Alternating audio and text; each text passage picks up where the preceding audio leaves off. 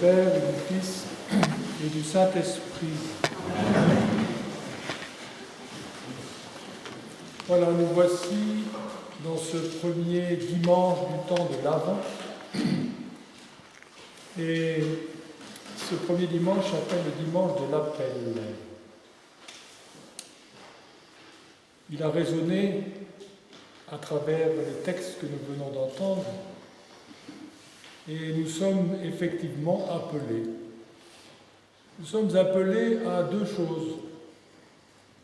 La première, c'est à entrer dans le silence, dans la présence. C'est la prière, respiration, la méditation, dans les profondeurs de l'être. Et puis, nous sommes appelés à nous nourrir de la parole qui, dit saint Paul, pénètre jusque dans la jointure des os. Et les deux vont ensemble. Et ce temps de l'Avent est particulièrement propice à cette prière. Et tous les textes que nous entendons pendant la liturgie, pendant les offices, sont là pour nourrir notre intériorité. Et sans cette nourriture, la prière silencieuse dessèche. Il faut donc les deux pieds, marcher sur ces deux pieds. Alors, dans tous ces textes que nous entendons, quelquefois, il y a des textes qui peuvent résonner en nous. C'est un signe de l'Esprit Saint que ce texte nous concerne plus particulièrement. Et par ce texte, nous allons recevoir des grâces. Encore faut-il s'en nourrir. Et vous savez, pour nourrir, il faut manger. Manger, mâcher, digérer. Alors, pour ce temps de l'Avent, il y a parmi les textes, j'en ai pris un qui résonnait en moi, il y a parmi ces textes une hymne du IVe siècle, donc c'est pas d'hier, de Monsieur Prudence. Et cet hymne est vraiment un résumé de cette ambiance et de cette ascèse à laquelle nous sommes appelés durant ce temps de l'Avent. Je ne vais pas vous le chanter, mais je vais vous le lire. Écoutez, une voix s'élève qui résonne à travers la nuit. Rejetez loin de vous les songes. La lumière du Christ paraît. Réveillez-vous, cœurs endormis, salis de honte et de blessures, puisque le nouveau soleil, lui, pour dissiper tous nos péchés.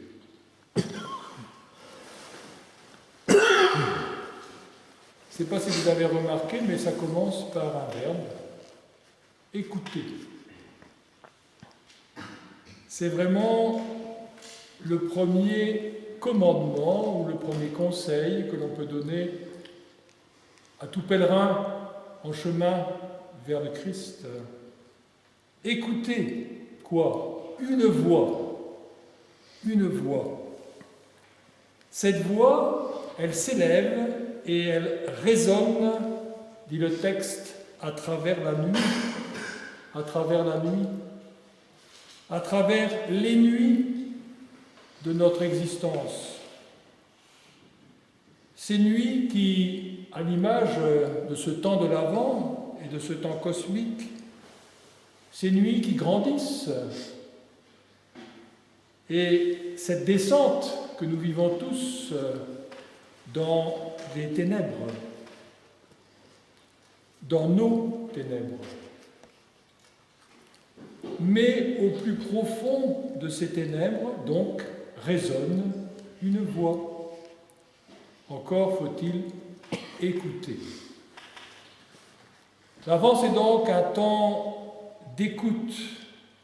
Et ce temps d'écoute, ce temps de l'Avent, il est lié à deux éléments dans la tradition chinoise. L'élément métal, la fin de l'automne, et l'élément eau, l'hiver. Métal, eau. Et ces éléments sont liés à des émotions. La première est la tristesse. Et la deuxième, liée au rein, est la peur. C'est vrai qu'on a peur dans le noir, non? Cette expérience de descente dans cette tristesse et cette peur est proche de ce que les pères appellent l'acédie. C'est une passion terrible. Angoisse, abattement, tristesse, dégoût. Pourtant, il nous faut traverser patiemment ce genre d'état pour que germe le Sauveur. La tentation est grande durant ce temps de l'Avent qui nous conduit dans ces ténèbres en nous. La tentation est grande de fuir dans les songes et les fantasmes, de sortir de ces états par tous les moyens. Alors l'hymne nous dit « Rejetez loin de vous les songes ». Bien souvent, nous rêvons d'une autre vie. Des lendemains qui chantent, n'est-ce pas? Oui, demain, ça ira mieux. Ça m'étonnerait. La tentation d'aller voir ailleurs, parce qu'on ne supporte pas cette descente dans ces profondeurs, dans ces ténèbres qui m'engloutissent quelquefois. Alors, le mot d'ordre, c'est fuir le moment présent. Quelle énergie perdue! Alors, contrairement à cette tentation, l'hymne nous invite, dans sa grande sagesse, à rejeter loin de nous toutes nos attentes, nos rêves, nos imaginations, pour nous plonger ici et maintenant au cœur de notre vie telle qu'elle se présente à moi, à l'instant, dans ce temps de l'Avent. Au cœur de cette vie telle qu'elle est, quelle qu'en soit la qualité, la lumière du Christ paraît. Alors, après l'invitation à l'écoute, l'invitation à ce face-à-face, il y a cette autre invitation dans la deuxième strophe. Réveillez-vous, cœurs endormis. Vivez de plus en plus éveillés. Sortez de votre léthargie. Oui, c'est vrai, nous avons le cœur endormi. Mais le cœur, c'est le trône de Dieu. Le cœur, c'est la totalité contenue dans un point. Et ce point est d'une intensité vibratoire inouïe. Cette vibration qu'on appelle l'amour, la joie, la paix, c'est contenu en nous, dans ce point, la possibilité d'une véritable explosion atomique d'intensité créatrice. Et ce cœur, dit le texte, il est sali de honte et de blessures. Mais, j'allais dire, peu importe, c'est déjà bien de le voir, mais peu importe cette honte et ces blessures. Pourquoi? Parce que le nouveau soleil, lui, et il va dissiper tous nos péchés. Voilà, le nouveau soleil, lui, et il va dissiper tous nos péchés. La lumière chasse les ténèbres, nos ténèbres. La lumière, c'est la conscience. La conscience, c'est la présence.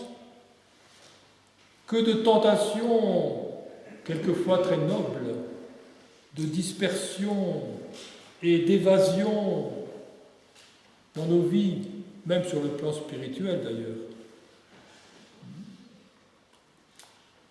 Écoutez, réveillez-vous. Rien n'est plus important dans ce temps de l'Avent que de se focaliser maintenant,